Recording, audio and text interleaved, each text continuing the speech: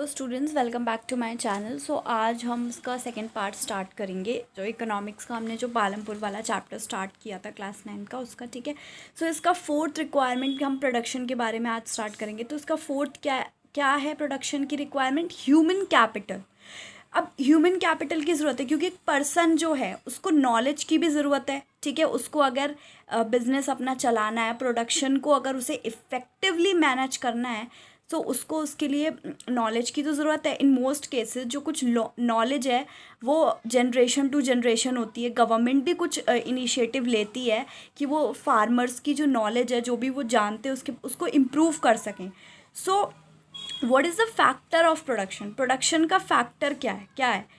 Every production is organised by combining. हर production जो है कैसे ऑर्गेनाइज होता है? हम कोई भी प्रोडक्शन करते हैं, लैंड को कंबाइन करते हैं, फिर हम लेबर चाहिए होता है, फिजिकल कैपिटल, ह्यूमन कैपिटल। तो ये जो हमारी ये जो है ना, इन्हीं को हम फैक्टर्स ऑफ प्रोडक्शन कहते हैं। हमको इन चारों चीज़ों की ज़रूरत पड़ती है जब भी हम कुछ प्रोड्यूस कर रहे होते हैं। सो इसमें लैंड इज़ फिक्स। सबसे पहले यहाँ पे ये फार्मिंग, वहाँ पे मेन एक्टिविटी थी प्रोडक्शन की। 75% पीपल जो डिपेंडेंट थे फार्मिंग पर अपने लाइवलीहुड के लिए, ठीक है।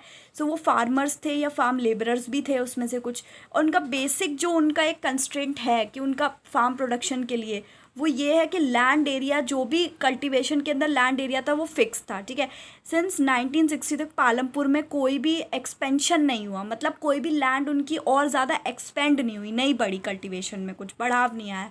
उसके बाद कुछ ऐसे वेस्ट लैंड्स वगैरह थे विलेज में जो कन्वर्ट हो गए कल्टीवेबल लैंड, मतलब उपजाऊ ज़मीन में, ठीक है।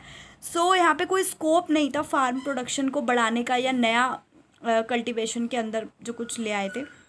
उसके बाद इसमें है कि is there a way one can grow more from the same land? क्या ऐसा कोई तरीका है कि जिसकी वजह से हम सेम लैंड से ज़्यादा ग्रो कर सकते? तो पालमपुर ने क्या किया था, पालमपुर जो था वो वेस्ट पार्ट का था, उत्तर प्रदेश के वेस्ट पार्ट में था। सो सारा जो भी लैंड कल्टीवेट होता था वो सब पालमपुर में होता था, कोई भी लैंड ऐसा आइडल नहीं बचता था।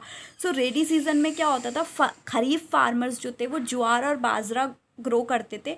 सो ये प्लांट्स जो थे इनको यूज़ किया जाता था as a cattle feed, cattle को मतलब गाय भैंसों को चारा खिलाने के लिए। सो ये इसमें पोटैटो का भी कल्टीवेशन होता था, कब? अक्टूबर और दिसंबर के बीच में। विंटर सीजन में जो है राबी की या कुछ फील्ड्स थी जो सोन होती थी वीट के साथ। एंड वीट जो प्रोड्यूस फार्मर्स थे उनके पास इतना होता था कि वो अपनी फैमिली को कंज्यूम करा पाएँ। एंड उसे सरप्लस में भी वो वीट वगैरह सेल भी करते थे। कौन से मार्केट में? रायगंज के मार्केट में।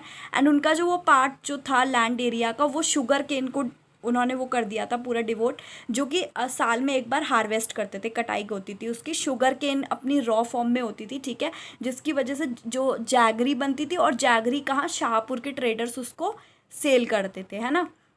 ग्रीन रेवोल्यूशन भी आया था हमारा 1960s में, जो ग्रीन रेवोल्यूशन इंट्रोड्यूस हुआ जो इंडियन फार्मर, तो उन्होंने कल्टीवेशन वीट और राइस का क्या यूज़ करा? उन्होंने HYV सीड्स को यूज़ करा, ठीक है। वो वैसे केमिकल वाले सीड्स होते हैं जिनकी वजह से अच्छी हो जाती है जो फसल होती है।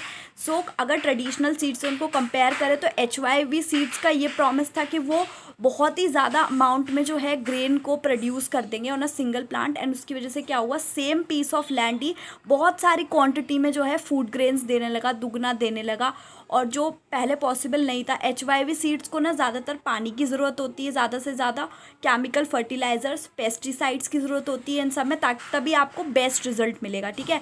और हायर जो ईल्ड थी वो तभी पॉसिबल थी जब HYV सीड्स उनके पास होते, इरिगेशन उसकी पूरी सिंचाई प्रॉपर, केमिकल फर्टिलाइजर्स, पेस्टिसाइड्स वगैरह।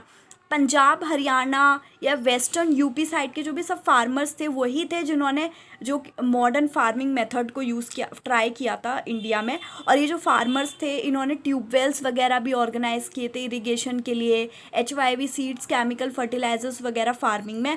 एंड कुछ उसमें से मशीनरी भी लाए थे जैसे ट्रैक्टर्स, थ्रेशर्स, जिसकी वजह से प्लोइंग और हार्वेस्टिंग क्या हो गई थी वो ना बहुत फास्टर हो गई थी उसकी वजह से, ठीक है।